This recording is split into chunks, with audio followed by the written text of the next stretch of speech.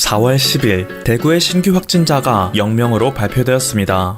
전국 단위로 확장해도 27명에 불과하여 최근 50명 내외로 조절되던 수치가 이제는 반토막 수준으로 떨어진 것이죠. 또한 대구경북과학기술원 디지스트에서는 기존 6시간이 걸리던 검사를 20분으로 줄이고 단가 또한 5천만원에서 100만원으로 줄이는 혁신적인 진단시약을 개발했다고 발표했습니다. 그리고 한국기초과학연구원 RNA 연구단에서는 바이러스의 고해상도 유전자 지도를 완성하여 세계적인 권위를 지닌 생물학 분야 학술지 셀에 지난 9일 발표하였습니다.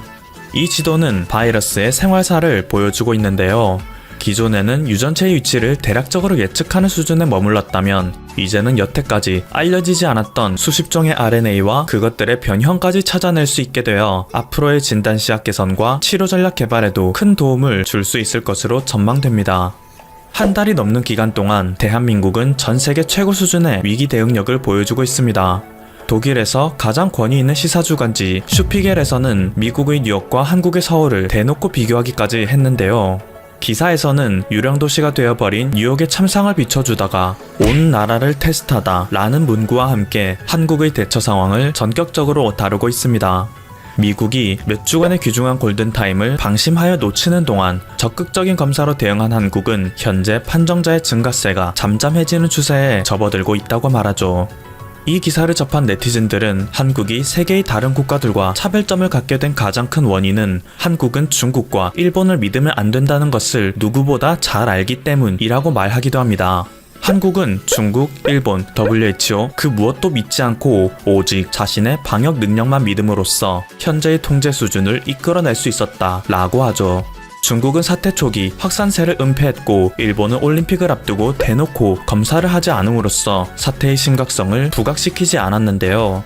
이런 두 국가를 지켜보던 세계의 많은 국가들은 중국은 이제 안정세에 접어들고 있고 일본은 의연하게 대처하고 있는데 한국만 유난 떤다 라며 안일한 태도를 지니다가 큰 코 다치게 된 것입니다. 정작 중국은 세계가 방심하고 있을 당시 각국에서 마스크 등의 의료물자 등을 사재기해가 이제 와서 비싼 값에 팔고 있고 온갖 생색은 다 내며 자국의 불량 제품을 팔아먹고 있으며 일본은 도저히 감당할 수 없는 확산세에 그렇게 비꼬아대던 한국의 상황을 본받아야 한다는 목소리가 점점 커지고 있는 상황인데 말이죠. 도미타고지 주한 일본 대사는 이번 위기를 계기로 한국과 일본은 협력을 강화해야 한다 라고 말하였으며 일본의 방송에서는 한국의 판정자 증가 현황, 드라이브 스루, 워킹 스루, 재난문자 시스템, 온라인 수업 등의 현장 상황을 중계하며 일본 역시 한국을 본받아야 한다고 말하고 있습니다. 일본은 골드만삭스에서 2020년 2분기 성장률을 마이너스 25%로 예상하고 있으며 사회적 거리두기를 위해 재택근무령을 내리고 있지만 철저히 아날로그화된 일본의 문화로 인해 41%에 달하는 재택근무 인원이 다시 회사로 출근하고 있을 정도로 한국에 비해 끔찍한 경제 상황과 시스템 현황을 보여주고 있기 때문이죠. 현재 유럽은 그동안 친중 노선을 취하던 과거의 대가를 치르고 있습니다. 해당 영상은 중국이 프랑스에게 기부했던 방호복의 실체를 보여주고 있는데요. 보시다시피 방호복이라고 부르기에는 너무 초라할 정도의 모습을 보여주고 있습니다. 그저 남아도는 비닐을 보냈다는 생각이 들 정도로 투명한 재질과 나풀거리는 의상이죠. 이외에도 최근 유럽의 수많은 국가들, 대표적으로 영국, 스페인, 체코 등에서는 중국산 키트가 심각한 수준의 불량률을 보여준다며 분노하고 있으며 얼마 전 네덜란드에서는 중국이 보낸 마스크가 품질 기준에 미달하여 리콜 조치를 취했다 발표한 바가 있습니다. 필리핀에서도 비슷한 상황이 발생하여 주 필리핀 중국 대사관은 중국 정부가 기증한 제품들은 WHO 기준을 모두 충족하는 제품이다 라고 반박하는 일도 생겼는데요. 아무리 WHO에서 보증한다고 하더라도 실질적으로 각 국가에서 정한 기준을 충족시키지 못하는 경우가 많아 중국이 생산한 의료물자들은 모두 폐기되거나 리콜 사태를 맞는 경우가 잇따라 벌어지고 있죠. 미국도 사태 확산 초기 이것을 얕잡아 봤던 것에 대한 대가를 혹독하게 치르고 있는 것은 마찬가지입니다. 정부가 뒤늦게라도 한국의 대응 모델을 벤치마킹하여 막대한 검사량을 소화해내고 있고 수많은 도시를 락다운하는 등 사회적 거리두기 운동을 실천하고 있지만 기껏해야 더욱 폭발하는 증가세를 억제하는 것에 머물고 있는데요. 급기야 뉴욕에서는 인공호흡기 부족 사태가 발생하여 생존 가능성이 낮은 사람은 치료를 포기하고 살 수 있는 사람에게만 인공호흡기를 사용하는 극단적인 상황에 치달았죠. 그런데 엎친 데 덮친 격으로 이러한 미국을 더 힘들게 만드는 사실은 위기 속에서 돋보이는 미국 의료 격차의 현실입니다. 미국은 국가에서 운영하는 의료보험이 없어 대부분의 국민들이 기업과 연계된 보험을 가입했는데요. 문제는 현재 미국에서 대대적인 실업 사태가 발생하면서 직장을 잃은 모든 미국의 국민들이 기존의 의료보험 혜택에서조차 제외될 확률이 커졌다는 것입니다.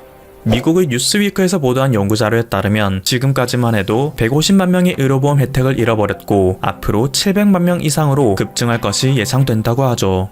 의회에서는 검사를 무료로 받을 수 있는 법안을 통과시켰지만 말 그대로 검사만 무료라 보험이 없는 개인은 여전히 확진 판정을 받을 시 막대한 치료비를 지불해야 하는 상황입니다. 급한 대로 정부에서는 병원에 치료비 환급 정책을 만들어 보험이 없는 사람들을 위한 2조 2천억 달러 규모의 부양책을 내놨지만 이는 결국 미국의 가장 큰 약점을 만천하에 부각시킨 꼴이 되었죠.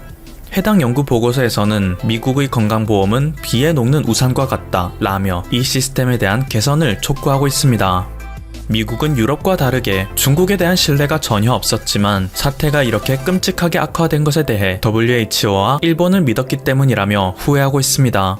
사태 확산 초기만 해도 미국은 한국에서는 급속한 확산에 정신을 못 차리고 있고 과잉 대응을 하고 있는 것으로 보인다 라는 태도를 지녀 상대적으로 증가세를 보이지 않는 일본을 본받았는데요. 때문에 트럼프 대통령은 이번 위기에 대해 이것은 단순한 독감일 뿐이다 라는 망언을 하기도 한 거죠. 또한 WHO는 이번 위기에 대한 전염성을 2에서 2.5, 즉 1명당 2명에서 2.5명을 전염시킬 수 있다고 발표했었는데요. 이것을 믿은 미국에서는 그다지 심각한 태도를 지니지 않았던 것입니다. 그런데 최근 미국의 CDC에서는 자국에서의 확산세에 깜짝 놀라 WHO에서 발표한 데이터에 대한 불신이 생겼는데요. 때문에 CDC 자체적으로 이번 위기에 대한 전염성을 다시 계산했죠. 그 결과 충격적인 수치가 나왔습니다. 전염성 수치 R0가 무려 5.7이 나온 것인데요. 이것은 일반적인 인플루엔자보다 4배나 높은 수치이며 WHO에서 발표한 수치의 2배인 것입니다. 누구보다 객관적인 태도를 지녀야 하는 WHO는 중국의 비정상적인 수치를 그대로 신뢰하여 2에서 2.5라는 낮은 수치를 공식화시켰고 이를 신뢰한 수많은 국가들은 방심할 수밖에 없었던 거죠. 때문에 이 소식을 접한 트럼프 대통령은 크게 분노하는 모습을 보였는데요. 미국은 중국보다 1.83배의 분담금을 내고 있는데 지금의 WHO는 중국 중심으로 돌아가고 있다. 미국이 WHO에게 주는 지원금을 끊는 방안을 검토하겠다 라며 WHO를 강력하게 비난하였죠.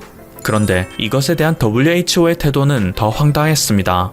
테오드로스 WHO 사무총장은 트럼프의 발언을 듣자 만약 더 많은 시신 가방을 원한다면 그렇게 해라 라고 답한 것인데요.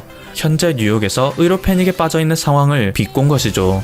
누구보다 인류의 보건과 안전을 위해 하는 WHO 사무총장이 한 나라의 비극을 비꼰 것입니다. 이에 전 세계의 네티즌들은 분노하며 그 자리에 있을 자격이 없다는 비난을 쏟아붓고 있습니다. 그러면서 그가 어떻게 WHO 사무총장의 자리에 오를 수 있었는지 과거가 파헤쳐지고 있는데요. 그렇게 드러나고 있는 진실들은 충격 그 자체입니다.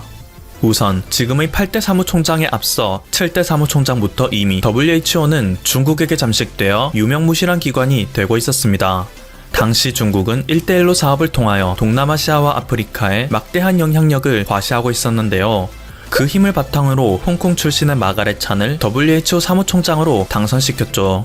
그녀는 2009년 신종플루 당시에도 늑장 대응을 한 것으로도 모자라 북한의 의료 체계를 본받아야 한다 라는 망언을 했고 2013년 시리아 소아마비 유행 때는 온갖 책임은 다 회피하여 시리아 정부에게만 책임을 지었으며 2014년 아프리카 에볼라 유행 당시에는 방역 요청을 무시하고 늑장 대응을 하여 사태를 확산시켰죠. 때문에 그녀는 전 세계 정부는 물론이고 유엔과 WHO의 내부에서마저 중국 돈으로 출세하여 좋은 일자리를 차지했고 놀고 먹을 생각밖에 안 하는 무능한 친중 인사라는 비난을 받았다고 합니다. 그리고 그런 그녀의 뒤를 이은 것이 현재의 테워드로스 8대 사무총장인데요. 테워드로스는 과거 에티오피아가 독재자 멜레스 제나위의 지배를 받을 당시 그의 하수인 역할을 했던 정치인입니다. 2008년 에티오피아에서 콜레라가 유행했을 당시 해외로부터 무수한 지원금을 받았음에도 그것을 고의적으로 방역에 사용하지 않아 수많은 국민들의 희생을 낳았으며 이런 방식으로 횡령한 국제기금을 환불하라는 해외에서의 요청에도 무시로 일관했죠. 그리고 독재자 멜레스가 병으로 사망하여 그 뒤를 이었던 독재자 데살린이 중국의 시진핑과 친하게 지내면서 테오드로스 역시 시진핑과 급격히 가까워졌는데요. 이때의 친분을 바탕으로 그는 WHO 사무총장의 자리에도 오를 수 있었던 거죠. 이렇게 7, 8대가 연속으로 친중 노선과 부패에 빠져들어 현재의 WHO는 그 역할도 제대로 하지 못하는 유명무실한 국제기구가 된 것입니다.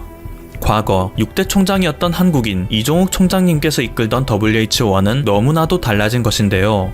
이종욱 총장님은 한국에서 한센병 환자들의 치료를 위해 힘쓰다가 이에 감동받은 WHO에서 사무총장으로 추대하였고 임기 내내 아시아의 슈바이처라고 불릴 정도로 헌신적인 의료인의 모습을 보였습니다. 그는 취임 연설 당시 우리는 옳은 일을 해야 합니다. 올바른 장소에서 해야 하며 올바른 방법으로 해야 합니다. 라는 당연한 말로 수많은 사람들을 감동시켰으며 전 세계에 에이즈 치료제 300만 명분을 보급하기 위해 그의 모든 힘을 쏟아부었죠.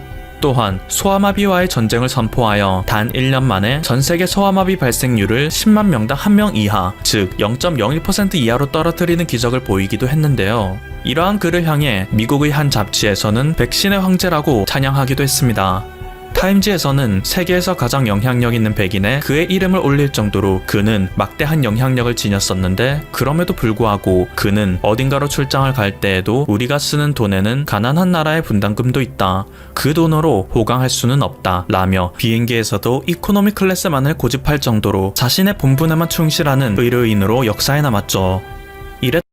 일본 해상보안청의 측량선이 한국의 배타적 경제 수역을 무단으로 침범했습니다. 그런데 한국 해양경찰의 퇴거 명령에도 계속 버티고 있어서 큰 문제가 되고 있습니다. 일본이 한국의 해양조사 중단 요구를 받아들이지 않으면서 해양경찰 함정과 일본 측량선의 대치는 무려 사흘째 이어지고 있습니다. 일본이 나가지 않는 이유는 무엇일까요? 네, 자신들의 배타적 경제 수역 EEZ라고 우기고 있기 때문입니다. 최근 한국의 법원이 일본군 위안부 피해자에 대한 판결을 내렸습니다. 정의를 구현한 한국 대법원의 판결에 일본은 역대급으로 발끈하고 있습니다. 그런데 여기에 또 하나의 갈등 요인이 추가되었습니다. 사건을 조금 더 자세히 알아보겠습니다. 해양경찰청은 지난 10일 오후 11시 45분 제주 서귀포 남동 70L이 약 126km 해상에서 일본 해상보안청 측량선을 발견하고 해역 밖으로 나가라고 요구했습니다. 해경은 3,000톤급 선박을 긴급 출동시켰고 해양 측량선과 3헬이 약 5km 거리를 유지하면서 활동을 예의주시하고 있습니다. 그런데 일본은 반대의 주장을 하고 있습니다. 일본 현지 언론들은 이런 보도를 내보내고 있습니다. 일본의 배타적 경제 수역 내인 나가사키 고도 열도 최서다리 메시마 서쪽 약 140km 지점에서 해상보안청의 측량선 소요가 조사를 하던 중 한국해양경찰청 선박이 무선으로 조사를 중지할 것을 요구해왔다. 방송은 한국 쪽이 한국해역에서 과학적 조사를 하려면 한국 정부의 사전 동의가 필요하다. 즉시 조사를 중지하라고 요구했으며, 해상보안청은 일본의 배타적 경제 수역으로 정당한 조사 활동을 하고 있으니 즉시 요구를 중지하고 배에서 떨어지라고 회답했다고 전했습니다. 일본은 정부 차원에서도 한국 정부에 강하게 항의했습니다. 조사는 일본의 EEZ에서 이루어지고 있으므로 한국의 중지 요구는 받아들일 수 없다. 이어서 일본은 2월까지로 예정된 조사를 계속하겠다는 입장을 밝혔습니다. 이에 대한 한국의 입장은 어떨까요? 마찬가지로 강경합니다. 외교부 대변인은 즉각 성명을 발표했습니다. 우리 정부는 국제법 및 관련 법령에 따라 우리 정부의 관할 수역에서 정당한 법 집행 활동을 상시적으로 수행하고 있다. 우리 관계기관에 따르면 이번 일본 선박의 조사 활동 수행 위치는 우리 측 배타적 경제 수역 쪽에 해당하는 곳으로 파악하고 있다. 이어서 일본 정부의 항의 사실을 알리며 이렇게 반격했다고 전했습니다. 우리 관할 수역이고 정당한 활동을 하고 있었다는 사실을 밝히며 일본의 해양조사는 즉각 중단되어야 한다고 요구했다. 네, 한국의 입장에서는 엄연히 우리의 배타적 경제 수역입니다. 따라서 한국의 활동은 정당한 것이죠. 해경은 3,000톤급 경비함정 3,003함과 3,012함을 교대로 출동시켜 일본 조사선이 조사를 멈추고 돌아갈 때까지 감시할 계획입니다. 자, 그런데 양쪽 모두 자신들의 배타적 경제 수역이라는 주장을 하는 이유가 무엇일까요? 해경 당국자에 따르면 해당 해역은 우리와 일본의 배타적 경제 수역이 애매하게 겹치는 구역이라고 합니다. 이른바 중첩수역이죠. 1999년 1월 한국과 일본은 업에 관한 협정을 통해 어업에 대해선 경계선을 확정했습니다. 그런데 왜 배타적 경제 수역은 정확한 경계가 정해지지 못했을까요? 네, 독도 때문입니다. 독도 등 영토 문제 탓에 합의에 이르지 못한 것입니다. 유엔 해양법 조약에 따르면 각국은 해양선에서 200해리까지는 자국의 배타적 경제 수역을 설정할 수 있습니다. 하지만 한국과 일본에서는 각각 200해리까지 그으면 영토가 겹칩니다. 따라서 그런 경우 협상을 통해 적절한 중간선을 그어야 하죠. 그런데 앞서 설명드렸듯 독도 문제로 인해서 협의가 완료되지 못했습니다. 여기서 독도가 얼마나 중요한지를 알 수 있습니다. 독도가 누구의 영토냐에 따라서 배타적 경제수역 범위가 엄청나게 달라지기 때문입니다. 일본 조사선이 한국의 경고를 무시하고 계속해서 조사 활동을 벌이면 한국은 더 강경하게 나서야 합니다. 한편 한국의 위안부 피해자 판결에 일본 정부가 국제사법재판소 제소를 준비하고 있다고 어제 전해드렸죠? 그런데 일본이 섣불리 움직이지 못하는 이유로 독도가 있습니다. 일본 정부는 어느 한국과의 법원이 다른 나라를 소송 당사자로 삼아 재판할 수 없다는 국제법상 주권 면제 원칙을 들고 있습니다. 네, 한국에서 재판이 성립될 수 없다는 것입니다. 더불어 위안부 문제는 2015년 한일 위안부 합의로 모두 해결됐다는 입장을 들고 있죠. 반면 한국재판부는 위안부 피해 문제가 주권 면제에 해당하지 않는 최상위 규범이라고 맞서고 있습니다. 일본 내부에서는 국제사법재판소에서 주권 면제를 인정받더라도 위안부 문제가 국제사회에서 다시 쟁점으로 떠오를 우려가 있다는 점에서 신중론이 부각되고 있습니다. 국제사법재판소는 어느 일방이 제소를 한다고 해서 자동적으로 재판이 성립되는 것이 아닙니다. ICJ의 강제 관할권을 인정하지 않는 한 재판에 응할 의무가 없죠. 일본은 지난 1958년 이미 강제 관할권을 수락했으나 한국은 1991년 ICJ 가입 당시 독도 영유권을 주장하는 일본이 국제법정을 활용한 분쟁화 시도에 나설 가능성 등을 경계해 강제 관할권을 수용하지 않았습니다. 따라서 독도처럼 한국이 받지 않으면 아무런 소용이 없다는 걸 일본도 잘 알고 있습니다. 따라서 괜히 건드렸다가 역풍을 맞을 수도 있죠. 네, 위안부 문제만 국제 이슈로 떠오를 수 있는 것입니다. 한편 일본의 코로나19 상황이 나날이 심각해지고 있습니다. 일본 정부는 이미 긴급사태를 선포한 상황인데요. 수도권 일부 지역에 발령된 변종 코로나로 인해 긴급사태를 오사카까지 확대하는 방향을 검토하는 것으로 알려졌습니다. 일본 언론들은 일본 정부와 여당 관계자를 인용해 일본 정부가 이르면 13일 오사카부, 교토부, 간사이 지역 3개 광역자치단체에도 신형 인플루엔자 등 대책특별조치법에 따라 긴급사태를 발령하는 방안을 논의 중이라고 합니다.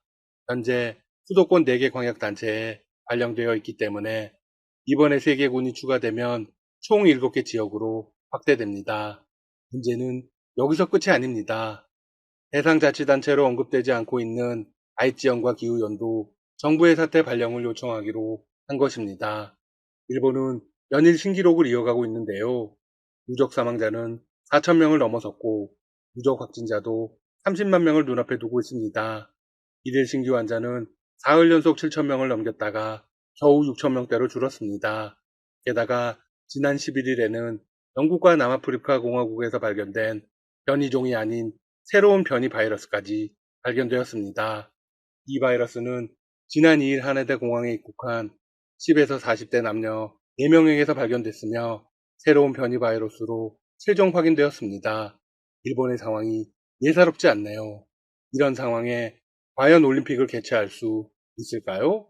한국도 일본의 실패 사례를 교훈으로 삼아 더욱 잘 대처해야 할 것 같습니다.